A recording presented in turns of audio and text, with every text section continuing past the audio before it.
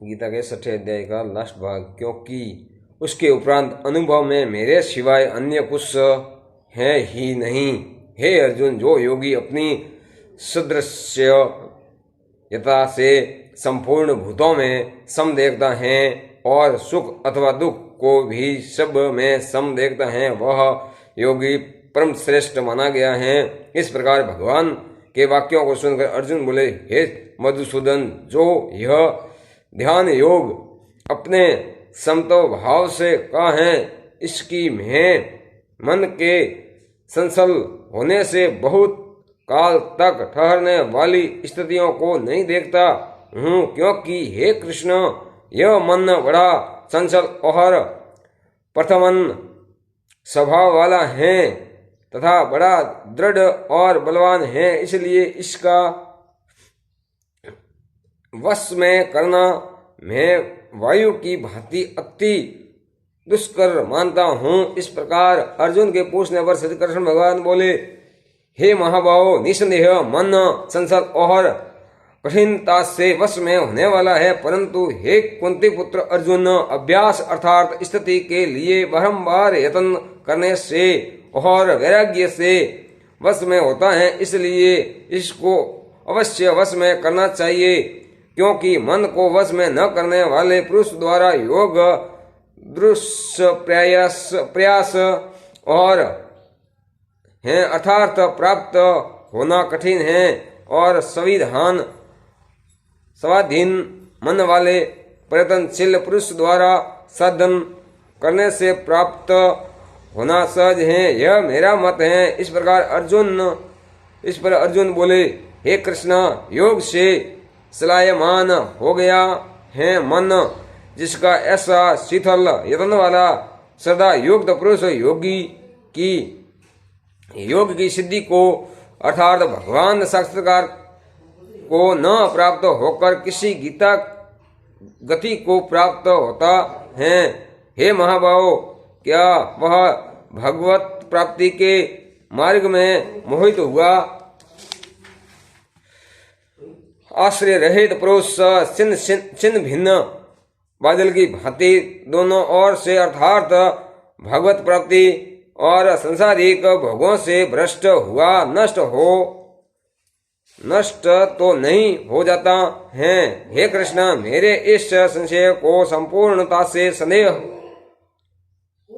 छेदन करने के लिए आप ही योग्य हैं, क्योंकि आपके सिवाय दूसरा इस संशय छेदन करने वाला मिलना संभव नहीं है। इस प्रकार अर्जुन के पूछने पर श्री कृष्ण भगवान बोले, हे पार्थ, उस पुरुष का न तो इस लोक में और न परलोक में ही नाश होता है। क्योंकि हे प्यारे, कोई भी शुभ कर्म करने वाला अर्थात भगवत अर्थ कर्म करने वाला दुर्गति को नहीं प्राप्त होता है, किंतु वह योग भ्रष्ट पुरुष पुण्यवानों के लोगों को अर्थात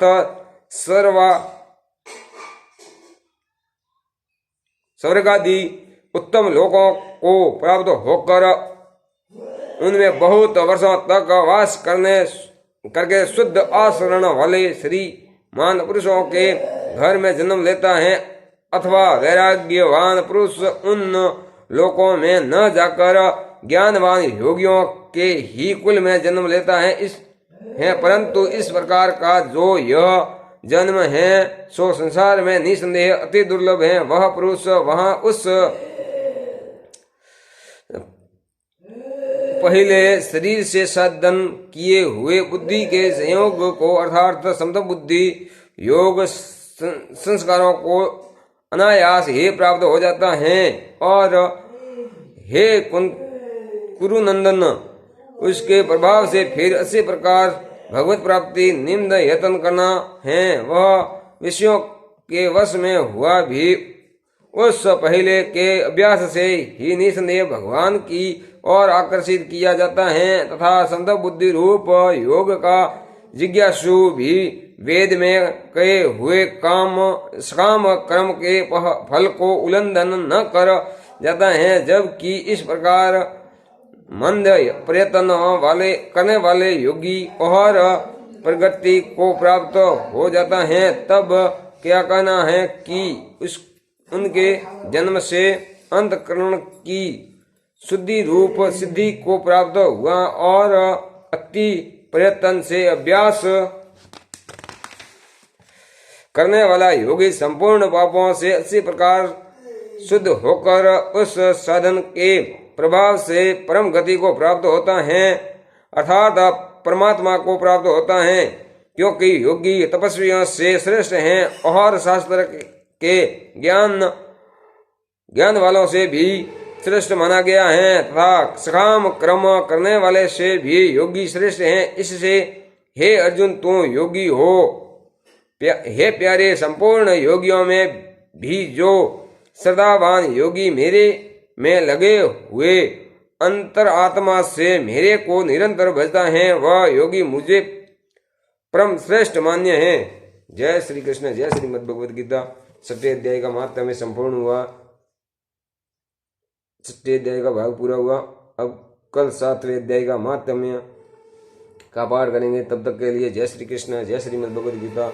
जय श्रीमद् भगवद गीता। मेरे चैनल को सब्सक्राइब करें, लाइक करें, ज़्यादा से ज़्यादा शेयर करें और बेल आइकन जरूर दबाएं ताकि डेली वीडियो की नोटिफिकेशन मिलती रही है। धन्यवाद।